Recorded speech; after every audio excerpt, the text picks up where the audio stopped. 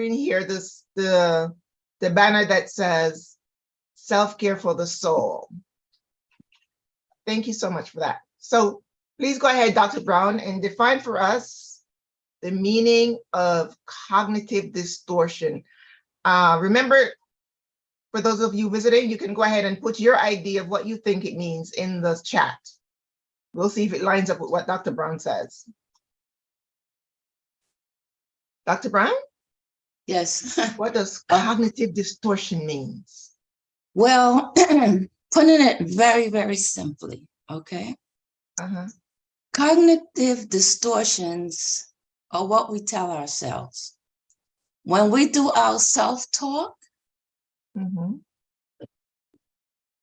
if we are not looking at things completely as they are, that is what's referred to as cognitive distortion. In other words, it's an incomplete way of looking at reality.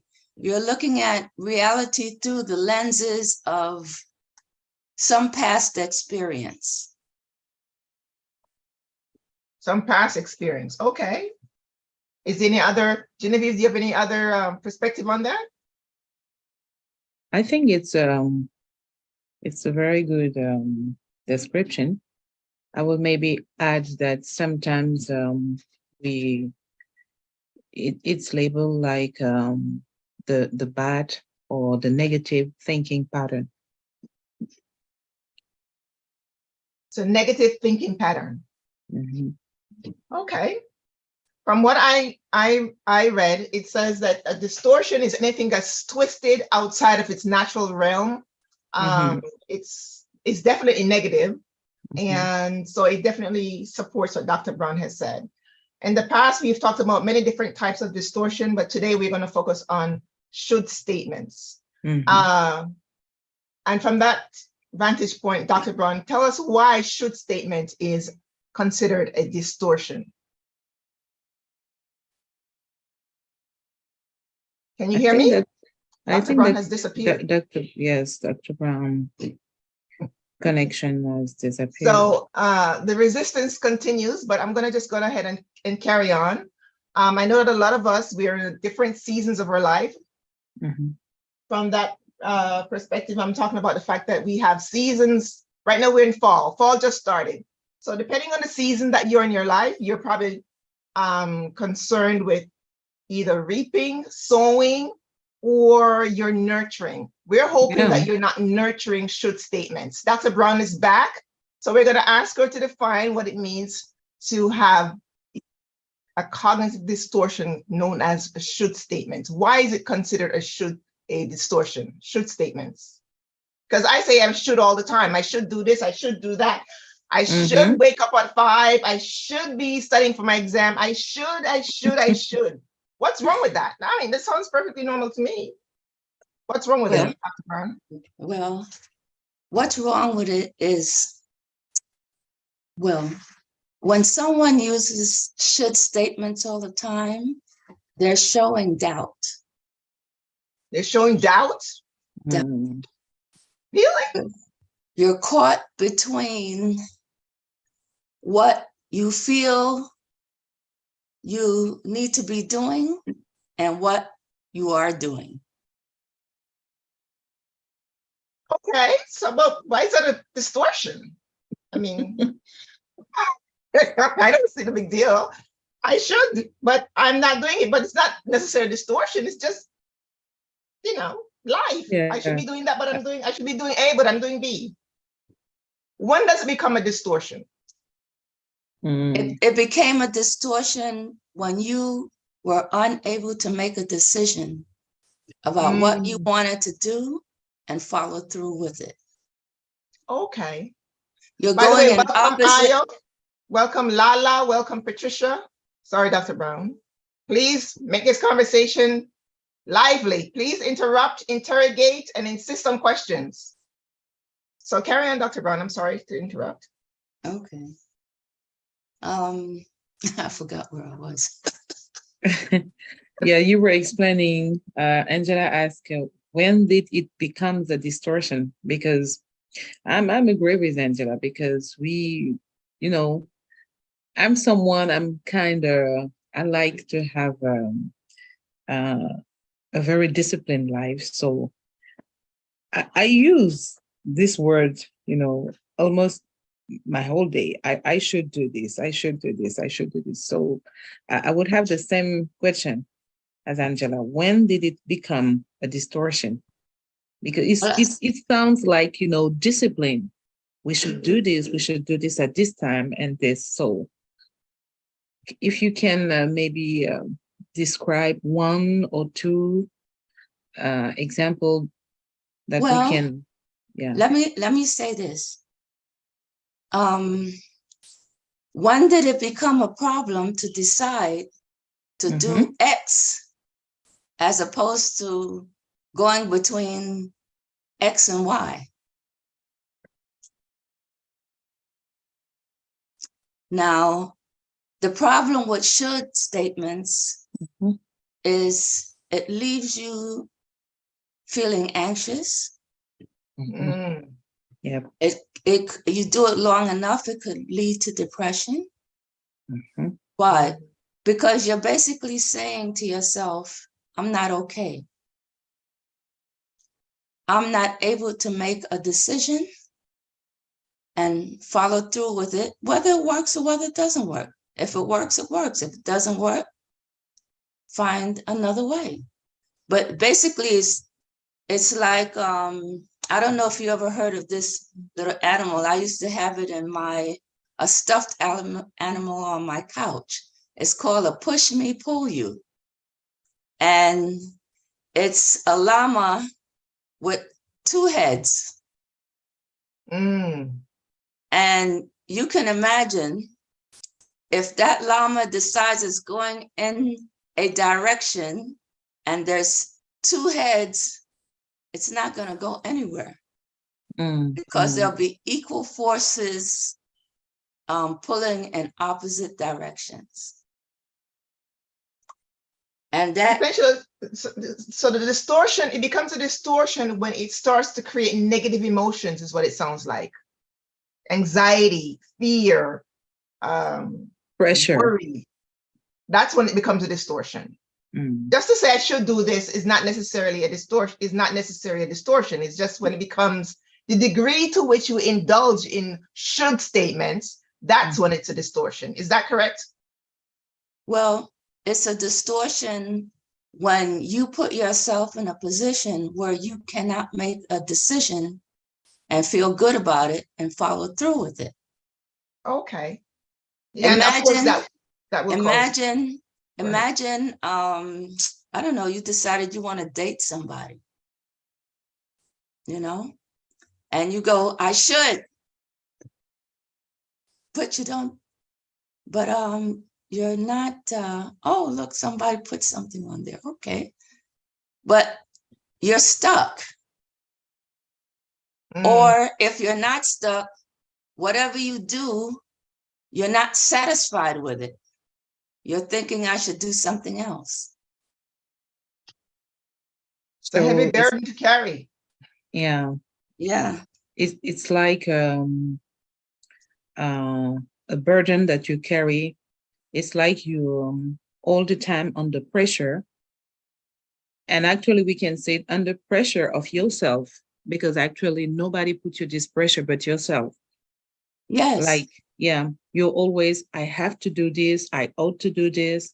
I should do this for this person. So it's like you put yourself under pressure. Yes. And as you said, go ahead. As you said, Dr. Brown, this can lead to be anxious and even to depression, just like we can see in this image, this woman who is struggling with, a burden that she's carrying by herself. Yeah, it's too much. Basically, it's a feeling of not being in control. And how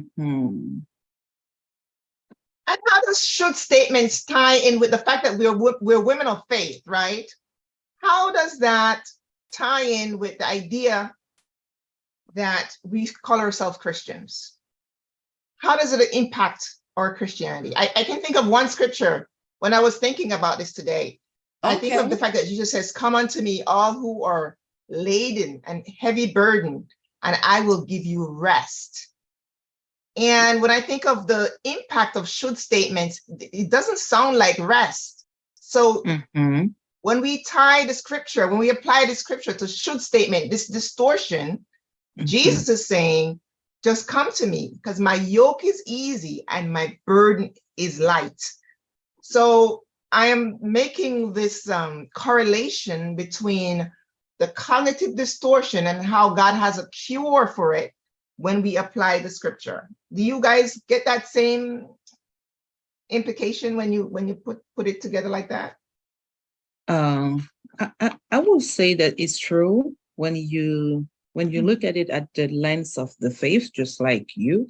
And I can say that when you look at it, when you are in a, if I can say it, a quiet season of your life, but it may be in a season of your life where you don't see it basically like a yoke that you are carrying. It may sound for you that you need to do this, and sometimes you can even think that you have to do this for God. Let's say that you can have this kind of mindset that say that God gave me a lot of potential. I know that I have this potential, so I should do this in this time, even though you know that you don't have the means yet, or maybe you don't have the health to do that, or maybe your environment doesn't allow you to do this step now, but you put yourself under this pressure, under this anxiety, because in fact, you don't see it like a distortion. You don't live it like a problem. And this is very important to have this time of sharing deeply on this, on these distortions, because I truly believe that many people live with many distortions without being aware of that. And I can share my testimony about that, I would love for you to do that. And the fact that you said awareness, before we go further, let's talk about awareness. Dr. Brown, how does awareness tie into this idea of the should statements as a cognitive distortion? Because I think we assume that people know what awareness is, but I think we should define it again. And so once I tell you what I found out about the meaning of awareness, Dr. Brown, you can expound on it. But most recently, I was doing some research, and awareness simply means being the ability that human beings have to think about what they're thinking about. It's called metacognition. It's being able to observe your thoughts away from yourself and say, oh, this is how I'm thinking. I'm just learning to do this myself.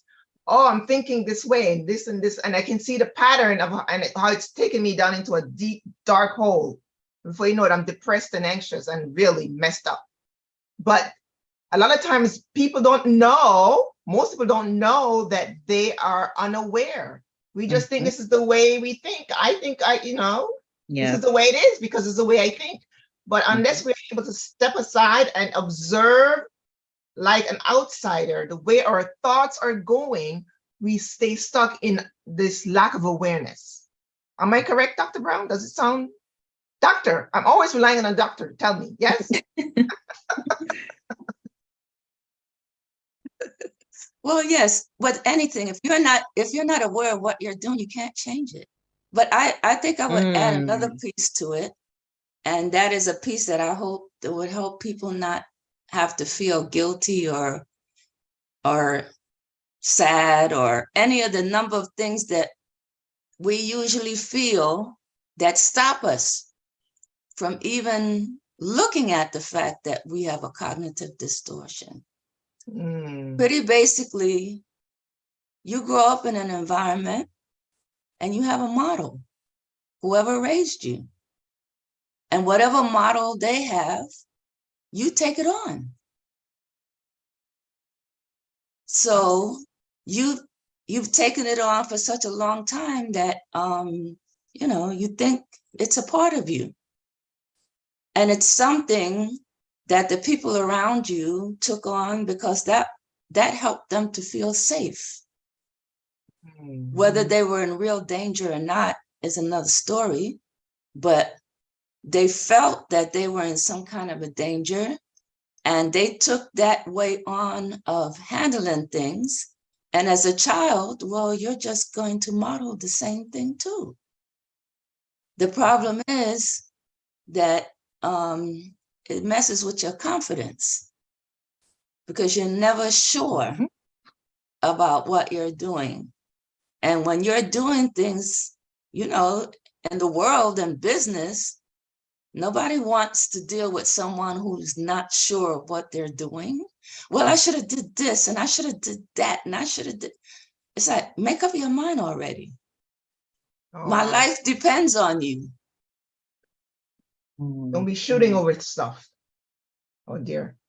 But even as we're speaking, there are people probably on the line who are saying, I should find a new job. I should find a new romantic relationship. I need a new man. I should start a business. I should find a new circle of friends. I should, find some new opportunities. I should heal, aspire, and go. And you're saying this becomes all of this. Well, it sounds noble because these things sound noble, what I just listed. When we fail to make a decision, or it becomes a distortion because we are stuck between two places and we're not really moving. We're just saying we should do it. Right.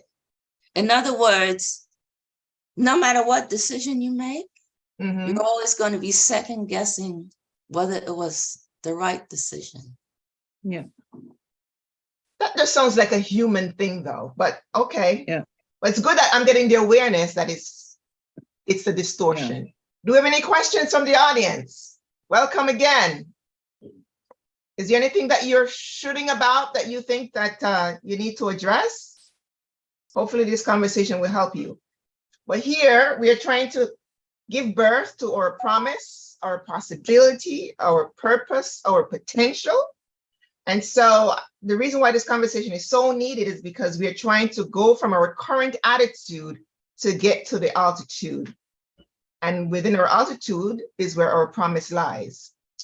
So we talked about the awareness piece and how it's important that we define what awareness is. And I would like Genevieve to tell her story about awareness, because you said you had a story around, Yeah. And actually, Dr. Brown said something that is very, very important. And I was just reading it again this morning in the book of John Maxwell, The 15 Laws of Growth, the law of awareness. It is exactly that. If you are not aware of something, you cannot change it. And actually, just like what Dr. Brown said, you may find a way to handle the situation, but in fact, you will remain stuck in this kind of discomfort and unsatisfaction. And this will lead you to, questioning yourself constantly. Should I do this, or I should maybe do this to repair, because you are inconsistent. And my story was that about awareness was that I had, if I can summarize it like this, a hard time when I was a teenager. And to be honest, it was a very hard time. And I couldn't imagine, because we were a Christian family, I couldn't imagine that I was in a serious episode of anxiety. And it kept popping sometimes when I was growing up because I was facing a lot of trauma. And actually, when I came here in 2019, I met a wonderful lady. And just after sharing with her, I discovered that this lady wrote a book that was very interesting. And I immediately read this book. And this book is, his name is Stronger Than the Splinter. And the other is an amazing lady. His name is Angela Gibson. And I have the honor to be with her on this webinar tonight. And actually, when I read this book, it was just like somebody was telling my story in another word. Mm. I came to the awareness that what I was feeling inside of me, this discomfort, this feeling of fears, and sometimes I was so overwhelmed by what I was feeling. I felt like I was not in my place. I was not in my environment. There was something missing, or there was something too much. I was in this discomfort. And the more I was reading the book, I discovered that what I was living was in fact serious anxiety. Wow. And the fact that I came to this awareness helps me afterward to look at myself differently. Like Aurelio, sure, because I was like, okay, so I handle all this by myself, let's say with time, and because I never heard about anxiety. I just heard a word, but I couldn't imagine that it could be a mental health condition and all that stuff. And actually, I'm sure that many people live the same thing. And today that I'm a mental health coach, I know that many people suffer from distortions and some other kind of mental health issues, just like anxiety or maybe depression, sometimes suicidal thought, and you don't take it seriously. You said, oh, maybe it was just a bad season. And especially when you are Christian, you will spend all your life in warfare, because you will be like, it's an evil attack, and I will pray, and I will, you see? Gonna pray it away. Yeah. And you will never find the courage to share to someone that I think that I'm facing maybe a distortion because I live this and this and I cannot function, just like Dr. Brown said. So this is why this kind of webinar are very important, because I think that we are the voice that has no words for many people. And you're right. I really appreciate, yes, the clarity we are Well, bringing. I'm glad that my book helps you. I definitely have a serious struggle with anxiety, but that's a great example of her sharing how awareness, getting the awareness helped her to proceed with getting the help she needed, because she just thought it was something that she had to battle all by herself. And there is the book, Peace Beyond the Splinter, Reclaim Your Promise of Peace and Profit from Anxiety's Breakthrough Prayer. Easy to read. It's an ongoing journey for me. It's not like, oh, I'm cured. It's just that whereas before I couldn't function before, there was a time in my life when I literally couldn't function. Now I have the awareness that I can get treatment, and I still get treatment, so I can have a family, run a business, have friends, have a social life. It doesn't have to keep you stuck. But if you don't have the awareness, this is how important awareness is, then we will continue to live our lives at very low altitudes. And that's why the idea of giving your soul self-care and becoming aware of the different distortions, which tonight, just to bring it back, is the should statements. That's why it's so important that we are going about the business of identifying them, talking about them, telling you to sign up, or to get some coaching sessions, to do a discovery call, just to understand where you are in your growth journey. I saw a quote this week. It says, many people are eager to change their circumstances, but they are not willing to change themselves. Therefore, they remain bound. A lot of that has to do with a lack of awareness. They remain bound because they are unaware, and they like to talk about growth, think it's a good idea, but they're not willing to change themselves. They'd rather complain and blame and say it's the government, it's taxes, it's Trump or Biden or whomever. Or the devil. We have a responsibility to we have a responsibility to grow, to get to know ourselves, so much so that we grow. And we cannot grow unless we know ourselves. So Exactly. there's a book. You can pick it up on Amazon. Thank you for sharing that, Jay. Dr. Brown, is there anything else that you want to add to that piece of the conversation? Well, yes. I think it's important to realize what is happening when we're doing cognitive distortions. Mm-hmm. And what is happening is we're talking to ourselves. And we're saying not so nice things to ourselves. Mm. And many times those things can fall into one of three areas. One is deep down inside, you don't really think that you're worthy of love. And this is something that you learn from the people who take care of you. Mm-hmm. Now, the other thing is you can feel unworthy. I'm not good enough for this. I'm not good enough for that. Mm-hmm. Or you can feel incompetent. And it has nothing to do a lot of times with how competent you are.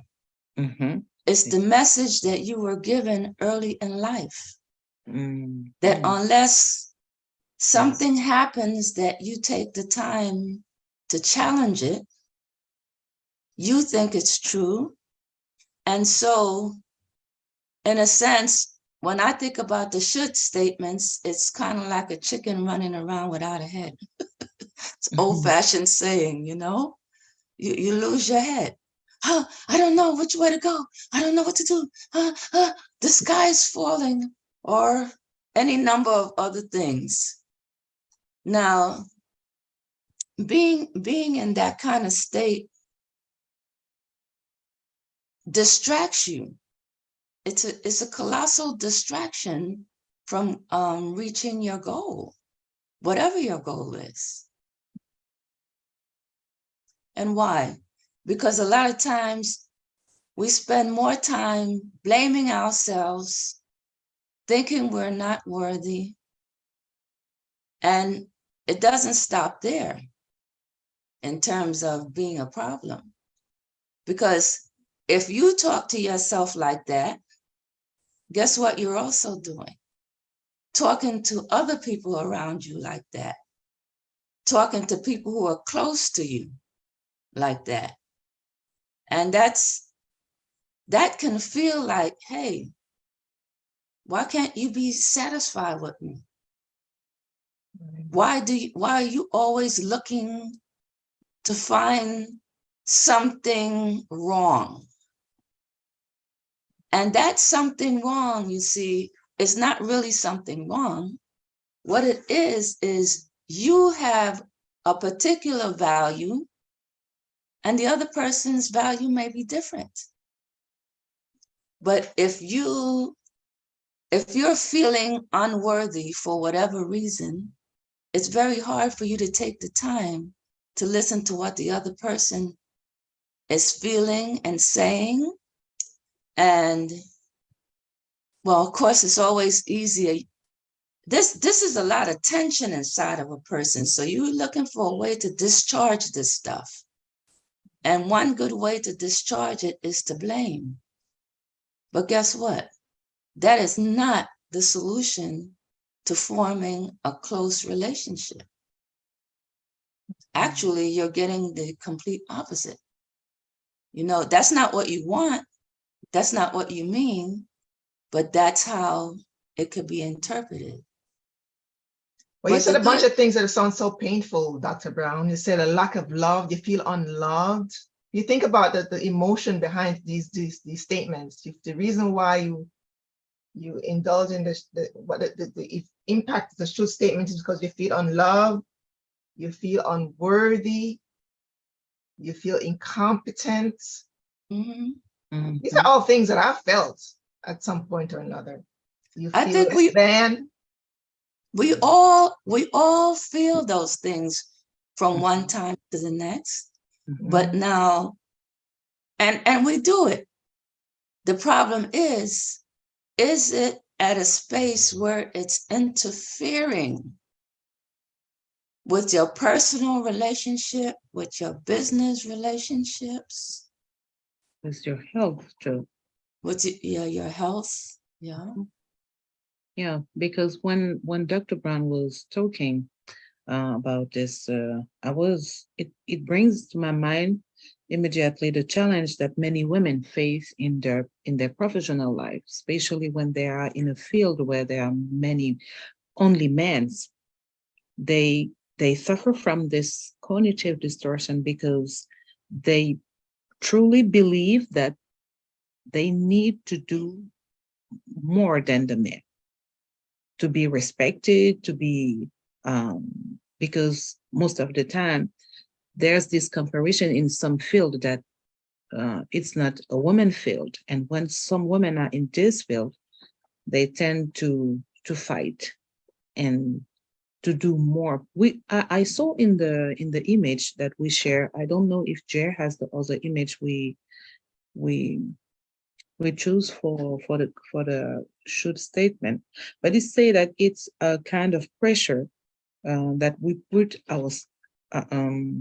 that we put on ourselves, and from a pressure that comes from others and from ourselves. And I think that's, yes, it's really true, because sometimes we put ourselves under this pressure, but sometimes it comes also from others. Indeed. I see here that Lala has a question. She says, how do you kill self-doubt? I think that'd be a question for the doctor or for Coach Genevieve. What's your perspective on how to kill self-doubt? That's a question from one of our guests. You want to answer first, Genevieve? Go ahead. Yes, I will say that right away. I will answer. A way to kill self-doubt is to build your identity. Because when there is self-doubt, most of the time it started by you don't know who you are. And if you don't know who you are, just like we just said it a few minutes ago, the result will be that you will doubt yourself in many situations, because you are not aware of your strength, you're not aware of your limits, you don't know what you carry inside, what you can do, what you cannot do. I think that one of the steps is to build a strong self-identity. So that will be the first thing that comes to my mind. Well, I don't know. Is it that I don't know myself when I have self-doubt? I know growing up, I felt a lot that I couldn't do stuff, or I was told that I couldn't do stuff. I'm not going to become much. So all of these kind of negative messages got planted in my psyche. And so, and then coupled with the mistakes that I made in my own life, all of that come together, it became one big mud pile, and I start to have self-doubt. So how do I continue to work on it? Because I think it's a journey. I chip away at it by having conversations like this, where I'm vulnerable, where I have a community of people that are growth-minded, that can help me when I'm saying stuff that, is just not going to help me to grow, or just killing my self-esteem. Having a circle of people who are growth-minded is definitely one way to do it, I think. Yeah. People who are really focused on, I want to grow, and they're going to hold you accountable to growing. They expect you to grow. You're in an environment that feeds your spirit. Oh, I could speak in tongues right now. You need an environment that feeds your spirit. Otherwise, you certainly will be dying with self-doubt. But Dr. Brown, let's hear what you have to say. Yes, so, okay. A little while back, you brought up God. And so I'm going to go to that. All right. So no matter who we are, if we're Christians, okay, and we have to recognize that everybody isn't a Christian. Now, there are Christians who are at different stages of maturity, but you're still a Christian, but there are other people out there that are not. Mm-hmm. If you identify as a Christian, and to whatever extent you can believe what Christ has to say about you, you will learn pretty quickly that what he says about you and what the world says about you, whether it's the closest people that raised you, or it could even be that you've been in a relationship with someone that was not good for you, mm-hmm. and chipped away at your sense of yourself. It's hard, it can come in many ways, but no matter how it comes, and no matter who says what, you have one big question to answer. And it's the same question that Moses gave to his people. Whose report are you going to believe? Oh, whose report are you going to believe? I like that. God says we are fearfully and wonderfully made. God said we are good. Now, God also knows that we do some wicked things. Yes, because guess what? Before we were Christians, we were just out there with the world doing a whole bunch of stuff. Some undercover, some all up in people's face. But guess what? Before you were born, he knew who you were going to be. So the only person that's surprised is you. And not only did he know what kind of mess you did, what kind of stinky thoughts you have, he died on the cross to pay for it. Mm-hmm. Are you going to believe him when he said he paid for it? Or are you going to run around thinking like the Pharisees, I got to work this out myself? Are you going to take the actions of works to resolve your problem? Are you going to believe what God says? Now, it's important to understand, you see, that when we're born into a battle. We don't know it. Sometimes the battle begins before you even come out the stomach. Wow. And how does that happen? Well, let's say your mother doesn't decide to abort you, okay? Because that's pretty clear that, you know, that battle is done, okay? But even while you were in your mother's stomach, what kinds of conditions was your mom living under? What kinds of condition was your dad living under? Understand, your parents live in a world that's evil.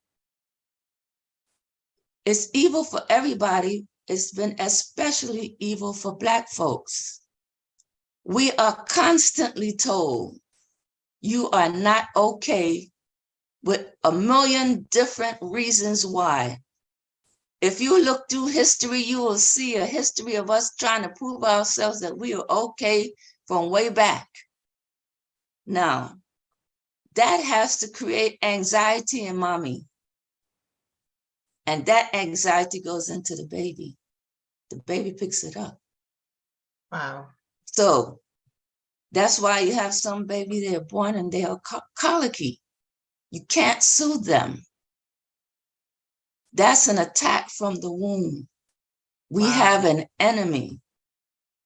And once you come out, if your daddy can't make enough money to pay the rent and buy the food, and your mommy ain't doing too well, or even maybe she's doing exceptionally well, but not as well as daddy, you're gonna have some problems in the house, okay? Daddy ain't gonna be loving mommy like he should. And If mommy ain't getting the love from daddy, she ain't giving him none back. And she got very little time to give you. So we are in a battle. That's what Ephesians tells us. Our fight is not against flesh and blood. It's against spiritual forces of evil in high places, organized. The ordinary person, the guy in the ghetto, calls it systems. He ain't dumb. The prison system, the educational system. Wow. We are fighting a fight. And unless we have parents who answered that question affirmatively, whose report are you going to believe? And they stay committed to it, which is also hard to do, because you have the world, we didn't even get there, but we have the world telling you, oh, if you want to be okay, you got to be this, you got to wear this clothes, you got to live here, you got to drive this, you got to have that, boop, boop, boop, boop, boop, you got to hang out here. And what happened when you can't do all those things? All you have to do is turn on the TV, or now it's the internet, and you get all kinds of messages saying you are not okay. And because of all those messages of not being okay, we develop different ways of looking at ourselves that are not true. They are lies. The distortions. Yeah, I like to call it lies. We understand that. Lies or distortions, the same, one and the same. Distortions equal lies, basically is what she's saying. You're lying to yourself. Right. And when you lie to yourself about yourself, you're going to lie to yourself about the people important around you. Well, when you're little, you don't know it's a lie, okay? You just think that's the way it is, and mommy said it, and you had to make that adjustment in order to live. You see, there's a part of our brain that says you will live. So whatever you have to do to live, you need to make those psychological arrangements and jump for, whatever it is you think you want, whatever you think you have to do. So if it's saying, I should do this, I should do this, I should do this. Or if it's saying, I'm only looking at one way of doing this, there's only one way. If it's saying, I can't trust nobody. All of those things add up to create basically inaccurate ways of looking at things. The unofficial title for it in psychology is stinking thinking. Stinking thinking. Yes. Which leads me to my next point. If we have 6 minutes, we have to be thinking for a change. Finish your thought, Dr. Braun. I'm sorry I interrupted. Yeah. Well, the bottom line is the responsibility begins with us. Whoever is here now, we're listening.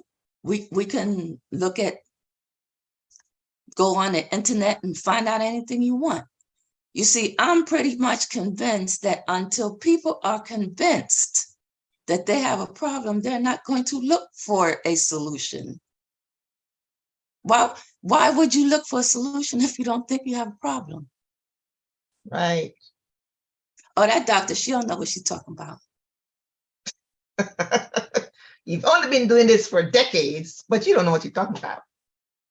Which is my plug again for you to sign up for our one-on-one consultation. We can do a discovery with you to initiate your growth journey. Today is a day to make a decision to start. Patricia made a comment. She said she helped her friend who's depressed and felt stressed and stuck. And she talked her to her and helped her get past it and changed. See, this community is helping us to help other people. This is why you need a community to combat self-doubt, distortions, and all these things. So thanks for sharing that, Patricia. And Shanella asks, does self-doubt have a relapse mode? I'm not sure what she means by that. I'm not either. I'm guessing. I'm thinking she's asking, well, if I dealt with it and I'm okay, is it possible for me to go back to it? Yes. And in fact, once you actually know what's wrong, see, knowing is not the solution. Knowing is the beginning of the solution. And once you are convinced of it, and if you try to get help and you can't help yourself with your community, then you reach out to get professional help. And we can also make the recommendation for the professional help as well. Yeah, so it sounds, what did you have to say, Genevieve? Yeah, I say this is the word I wanted to, put on this conclusion is the intentionality to have a better life. Because the way the devil works in our minds for years, because this self-doubt doesn't come overnight. It's something that the enemy has built in our minds. We have heard from many circumstances and for a long time that something was wrong with us. So you have to be intentional in taking the same way, because it won't if I can say, the correction of the situation won't also come overnight. So you must be intentional about your journey to recover, if I can say it, your self-confidence and true identity. So I think it's a good point that we start and we think that, because we talked about it and we addressed it once and that should fix it. But it took so many years for it to get to this stage where it's interfering with our life and our confidence and our relationships and our aspirations and our purpose and our potential, that it has to be just as deliberate and intentional over a period of time to make the corrections. Exactly. So just coming to this little session here and having a conversation will not fix it, okay? And that's why we are saying, click the link and sign up for your discovery calls to see what growth path you should embrace. Did we mention that the discovery call is free? Oh, the discovery call is free. Please go ahead, talk about it, Genevieve. Yeah, I think it's important to help you make the first step by this free discovery session. So it's important to mention it.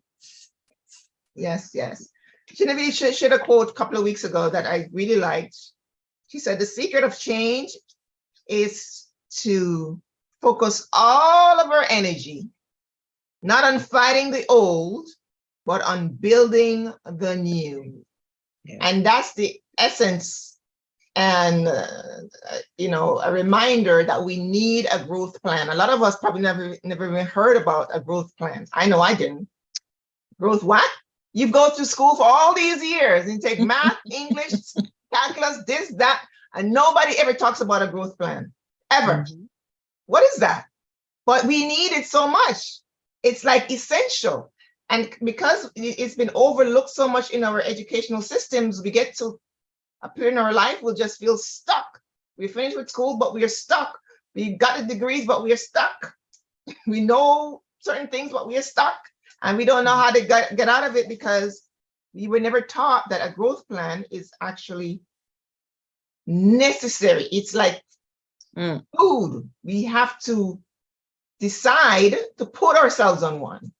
And so, a lot of what Dr. Brown talked about tonight, what we all talked about, this the whole thing about should statements being part of the cognitive distortions. Cognitive just means the way we think and process things and reason to make decisions. That's what cognitions is. Basically, it's the way we think.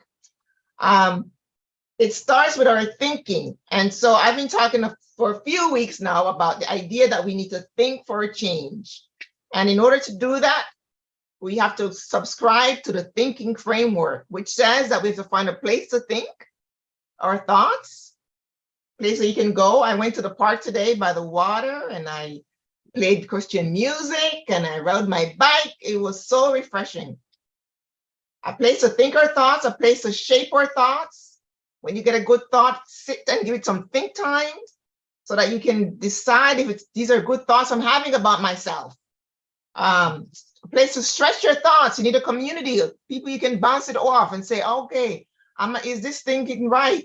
What should I do? What do you think about this? Get input. A place to land your thoughts, land it with yourself first. See how you feel about it. Is it sound? And a place to fly your thoughts. How to the application, not just think about it, but put things into action, practice. So thinking is such a big part of this whole process, thinking well, because we are thinking, but we have the wrong patterns of thinking, which is why it becomes a distortion. It's 10:02, so I'm going to wrap up the conversation right now and just encourage you to not just depend on hope, that you're going to hope that things is going to get better, because it won't, because hope is not a strategy. I've concluded. Hope is a good thing, but it's not a strategy for growth. It's not a strategy for overcoming distortions. So use the EFTIX platform to give birth to the next best version of you. Thank you, Dr. Brown. Thank you guys for your questions. And hopefully we'll be having more of these growth conversations and how to bust up these cognitive distortions. Any last words, Dr. Brown? Well, no, just take care of yourself. That's the beginning of everything. Be kind to you. Don't listen to the negativity, and try, do like what's his name? Forrest Gump. Run from negativity. Wait, let's show that. Let's make a show. That was so funny today. Hold on, guys. I'm gonna show you. This is what you have to do. Hopefully I can pull it up. Did I show it? Did I get it? Where is it? It is. Yes. Run like heck. It's not showing the way I want it to. Oh. Well, basically, run is the point. Thank you so much for joining the conversation, guys. Have a good night. Bye-bye. Okay, good night. Thank you. Bye-bye.